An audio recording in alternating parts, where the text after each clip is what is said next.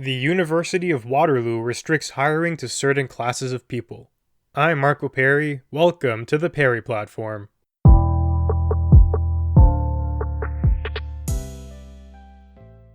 The National Post reports that the University of Waterloo has restricted hiring for at least 3 top-tier research positions to certain demographic groups. In 2 instances of these situations, they're excluding applications for all cisgender men, whether they are white or people of color. If you are a guy, you can't apply. And in another example, they're refusing applicants from anyone who does not identify as indigenous. They say these restrictions are aimed at addressing a lack of diversity among Canadian research chairs. And I want to give a quote that was written in the article. I think this summarizes the gist of the situation that we're facing. It says that somehow we've embraced this false notion that discrimination can be good. And that's the philosophy of the university in this example. They really think that discrimination can be a good thing. They're taking groups who were once discriminated against and discriminating against other groups to correct the discrimination. Fascinating. Now, this way of thinking rests upon notions of group guilt. Otherwise, you wouldn't be able to apply something to a 30-year-old applying to a job today for wrongs of over 100 years ago. And, of course, this is blind in many ways. You're presuming things about the ancestral lineage of such an applicant, and presuming other things about those in your favorite category. This is not to say that there are instances that one can point to of discrimination, or that perhaps diversity isn't exactly attained, but the question is, how do you go about embarking on that journey? Here is one way you can do it. You can apply discriminatory selection measures to your job applications. You can exclude half of the population from applying for something because you only want women, when in the reverse that'd be unacceptable. Or you can do something else. You can abandon these divisive and perverse notions of equality of outcome and focus more so on equality of opportunity. What's happening here is the university is simply looking at the metrics of people in these positions. 40% are women, 60% are men, for example. And they're saying because that does not reflect the population at large, there must be discriminatory or patriarchal considerations that are influencing these outcomes. If it's not 50-50, something must be wrong. But this is such an ignorant claim because it doesn't account for things like differences among individuals and even group differences in interest and things of that nature. Not everything is going to align with the most surface level population demographic characteristics because people have choices in life. Some of these differences have to do with just taste. It's established in the scientific community that men and women do differ in terms of interest, where in a nutshell, men are interested more so in things and women are more so interested in people. And that's one factor that accounts for the discrepancy in things like nursing. Then there are other considerations too, like the biological realities of motherhood. That certainly affects the way things play out. And there's no shortage of factors here. Discrimination could very well be one of them, but these university administrators must keep in mind that we live in 2020, not 2020. To simply say we want more women, therefore we're simply going to exclude all men from the application pool is naive. If you want more women interested in this particular domain or career, let's dial things back and approach the problem from an opportunity standpoint. If we're ensuring equal access to students who are studying various topics, if we're doing things to make sure that these educational pathways are available to those who are wealthy and poor, if we're doing things to spur interest within the population at large, you've done your job. Now it becomes up to the individual to decide if they want to pursue something. And once they're doing that, you have the application pool, and you simply select for the best applicant, regardless of immutable characteristics of their identity. In some ways, you can interpret what the University of Waterloo is doing here as an insult. What are they insinuating? That women cannot compete on the same pedestal as men, so they have to exclude all men from the competition at large? That's nonsense. There are very talented women out there who would thrive in this role, but you putting arbitrary labels on the application process is taken away from their due credit. Of course, if you find that your hiring staff are favoring men for some reason that's unjustified, then stamp that out. But a fair playing field is one in which everyone has an equal shot at succeeding, and their own merits are what is driving that outcome, not their gender. Now, as we're talking about the University of Waterloo, we have to dial this back and bring up something called the Canada Research Chairs Program. This started in the year 2000 and spends around $311 million per year to quote-unquote attract and retain a diverse cadre of world-class researchers to reinforce academic research and training excellence. Now, why are they doing that? Their mandate is to address a lack of diversity among Canada research chairs. The program sets to target an increased representation of certain groups. By December 2029, women and gender minorities must make up 50.9% of all Canada research chairs across the entire program. 22% must be visible minorities. 7.5% must be people with disabilities. And 4.9% must be Indigenous. And these quotas correspond roughly to population statistics. Now let's presume that in the year 2029, if 50.9% of the Canada research chairs are not women, let's say they're 48%, these individuals will regard that as a failure, and I'm sure they would hold that up as evidence of systemic discrimination or something along those lines. Something pinning it to the patriarchy. But what they are not doing is considering the plethora of other factors that could be at play that are influencing the distribution. Further, some of these things are quite arbitrary. These are immutable characteristics of one's birth that say nothing about the individual. I would presume that a research arm funded by the Canadian government, paid for by taxpayer dollars, will be concerned about producing the best outcome, about doing the best research, about competing on a global scale. And one way that we can agree that this can be accomplished is by empowering every citizen to take part in that process if they wish to, from an opportunity standpoint.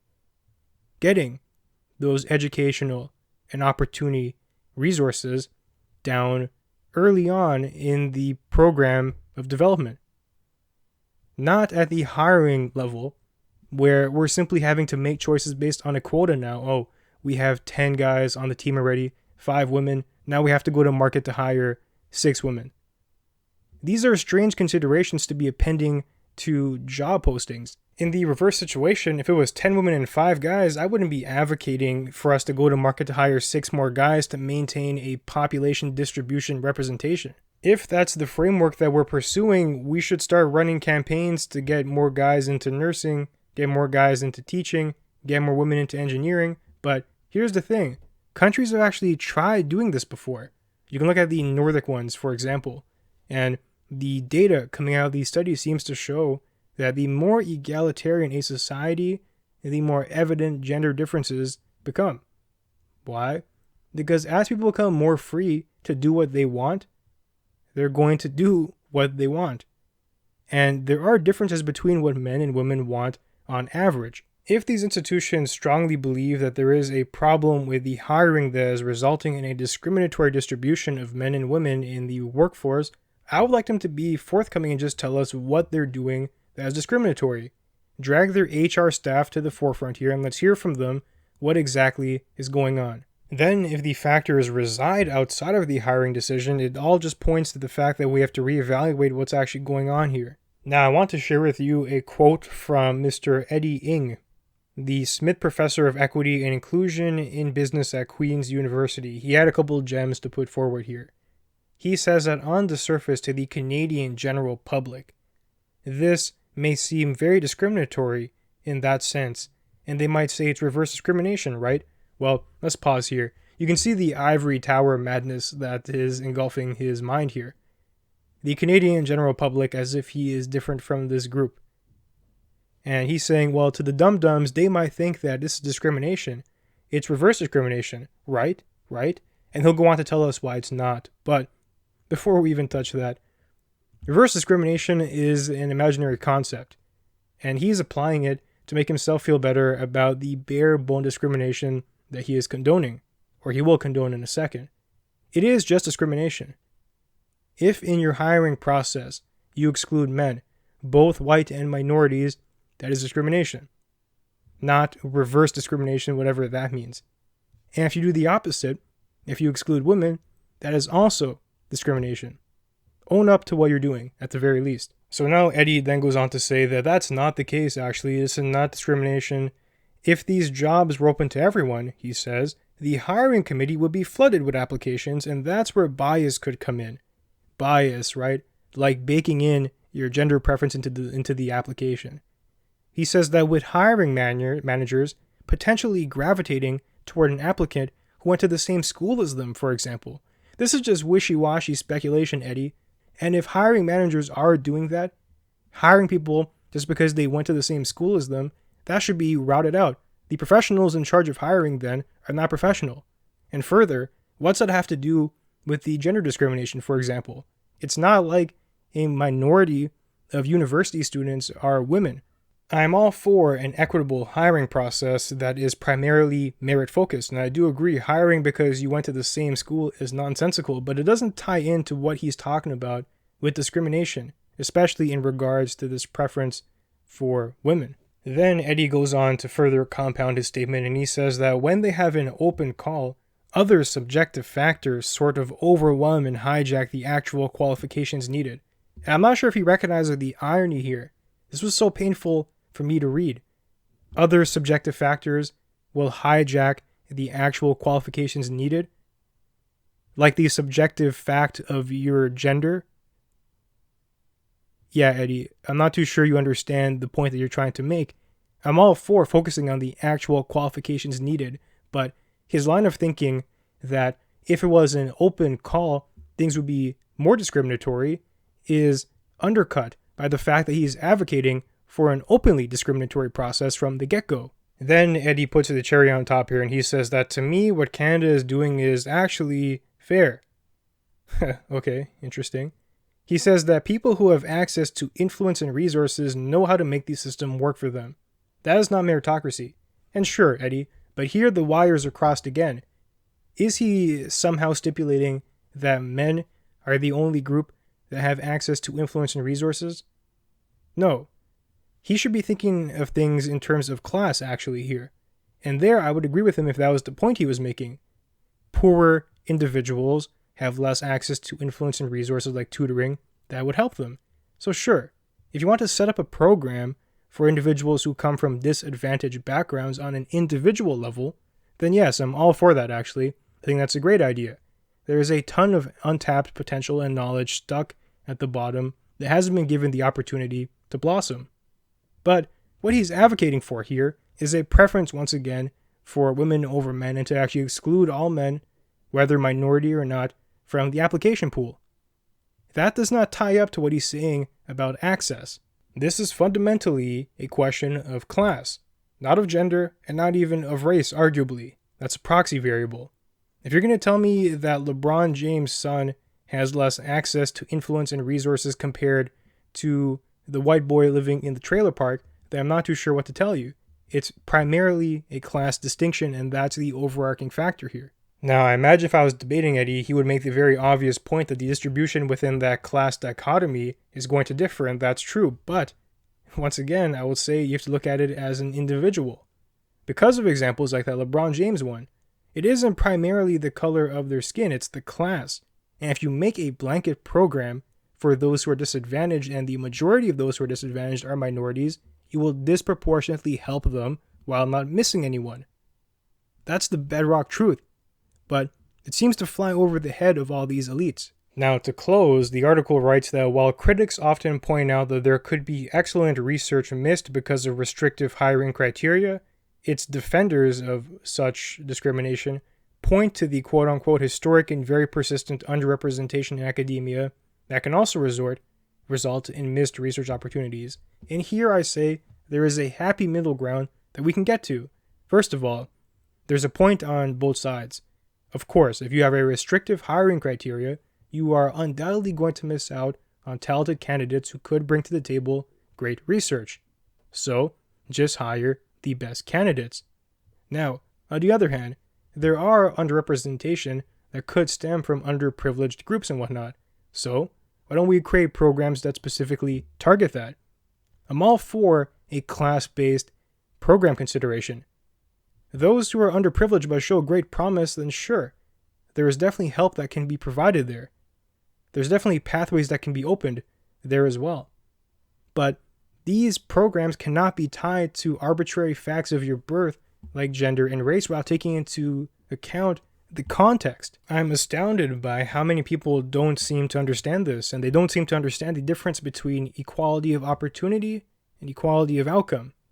One of these is very authoritarian and does require you to make some very questionable decisions, and the other is something that we can all agree on, and I feel like you can determine which is which there.